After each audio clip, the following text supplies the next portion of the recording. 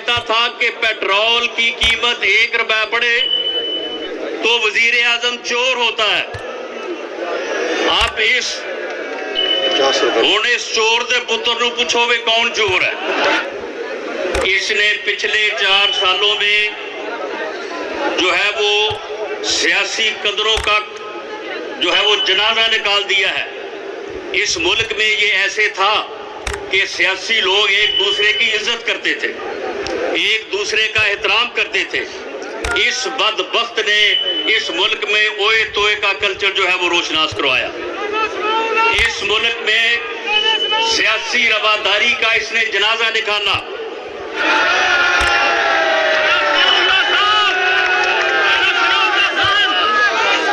ये कहता था कि पेट्रोल की 1 रुपया कीमत बढ़े तो वजीर आजम चोर होता है।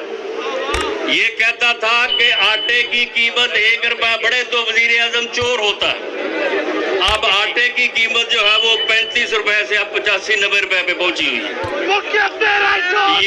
ये कहता था कि चीनी की कीमत, ये कहता था कि चीनी की कीमत 1 रुपया बढ़े तो वजीर आजम चोर होता है। अब ये अकेला नहीं, ये पूरा टोला जो है ये सिलेक्टेड चोरों का टोला इस मुल्क के ऊपर मुसल्लत है और इसे मुसल्लत किया गया है। मेरे भाइयों, ये पंजाबी जे भी चोर है, उर्दू जे भी चोर है और ये सराइकी जे भी चोर है। मुल्तान के वर्कर्स कन्वेंशन के शुरका को मैं चंद लम्हों में एक मुख्तसर सा जायजा उनके सामने पेश करूंगा।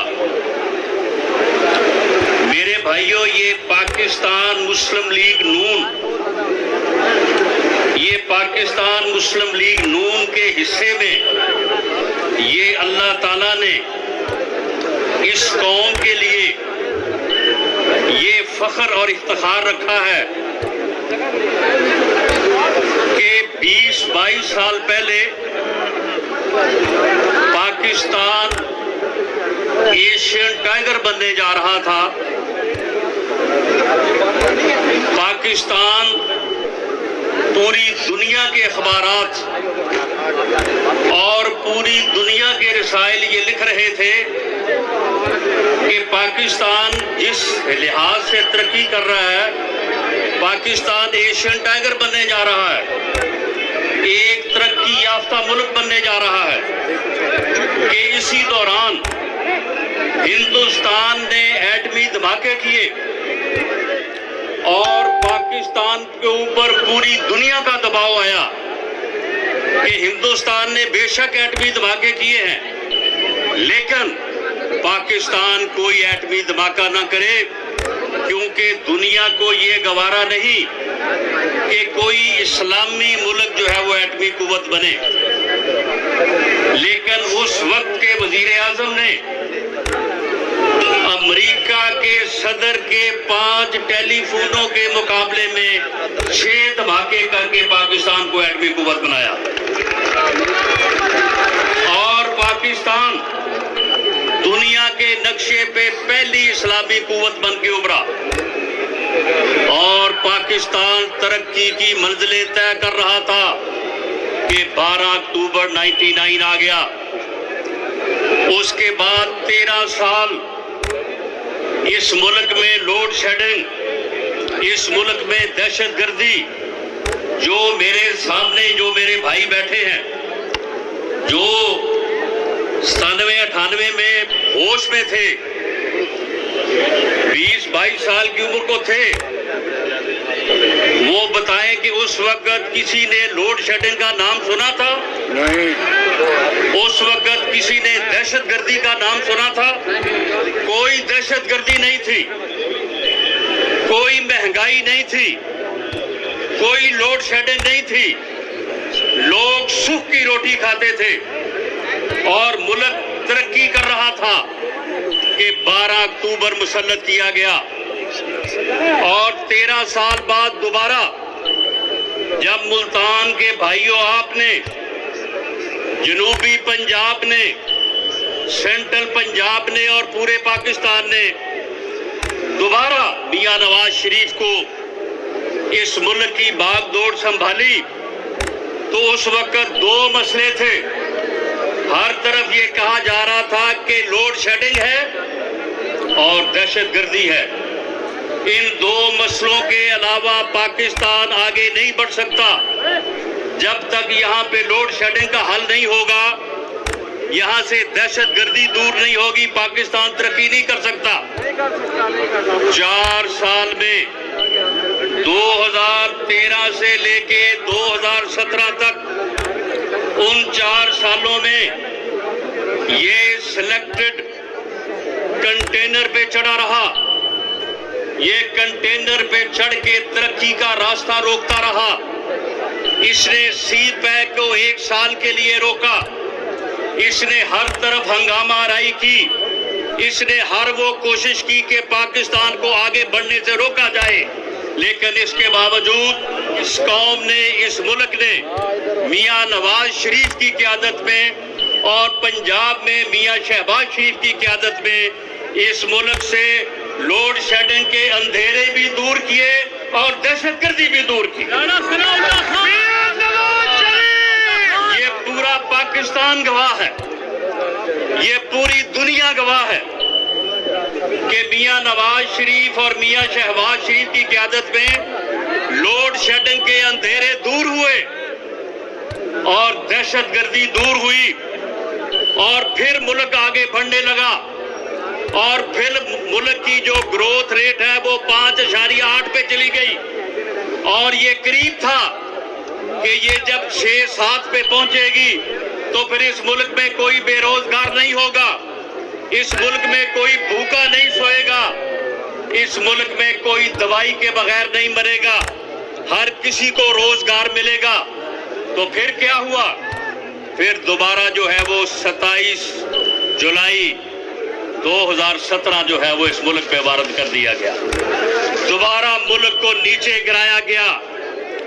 हम उन कुव्वतों से ये कहते हैं कि जब भी पाकिस्तान आगे बढ़ने लगता है, वो 1999 हो या वो 2017 हो, जब पाकिस्तान अपने मिसाइल पे काबू पाता है, जब पाकिस्तान अपने मिसाइल पे काबू पाके आगे बढ़ने की कोशिश करता है, जब पाकिस्तान अपने आवाम के लिए एक ऐसा मुल्क बनाने की कोशिश करता है कि जो आगे बढ़े और तरक्की करे, तो फिर क्यों कभी 12 अक्टूबर और कभी 28 जुलाई 2017 आ जाता है। ये कहता था कि पेट्रोल की कीमत 1 रुपया बढ़े तो वजीर आजम चोर होता है। आप इस चोर दे पुत्र नूं पूछो वे कौन चोर है। इसीलिए कि पाकिस्तान में एक साजिश के तहत आवाम की राय को रोका जाता है और इस किस्म के कठपुतली जो है वो मुसल्लत किए जाते हैं। आज आप देखें कि इस मुल्क में क्या सूरत हाल है। मेरे भाइयों, ये पंजाबी जे भी जोर है, उर्दू जे भी जोर है और ये सराइकी जे भी जोर है। मामला ये है कि इस बेशर्म इंसान ने पिछले 4 सालों में इस मुल्क की इकॉनमी का बेड़ा गर्क कर दिया है। इस वक्त मुल्क जो है वो इकोनॉमिकली खोखला हो चुका है। ये ऐसा बदबख्त इंसान है कि ये लीडर ऑफ द अपोजिशन से हाथ नहीं मिलाना चाहता, ये अपोजिशन से डायलॉग नहीं करना चाहता, लेकिन अब कह रहा है कि तालिबान से मैं डायलॉग करूंगा। यानी तालिबान से ये डायलॉग करना चाहता है। मौलवी फकीरुल्लाह दहशतगर्द जो है उससे हाथ मिलाना चाहता है, लेकिन लीडर ऑफ द अपोजिशन से हाथ नहीं मिलाना चाहता। पिछले 4 सालों में मां सवाए इंतकामी कार्रवाइयों के इसने कोई काम नहीं किया और शरीफ फैमिली और पाकिस्तान मुस्लिम लीग नून जो कि एक फैमिली है, उसके हर फर्द को इसने अपने इंतकाम का निशाना बनाया है। सबसे ज्यादा इंतकाम जिस शख्स से लिया और जिसको सबसे ज्यादा जेल में रखा वो आपके सामने बैठा है हमजा शहबाज शरीफ।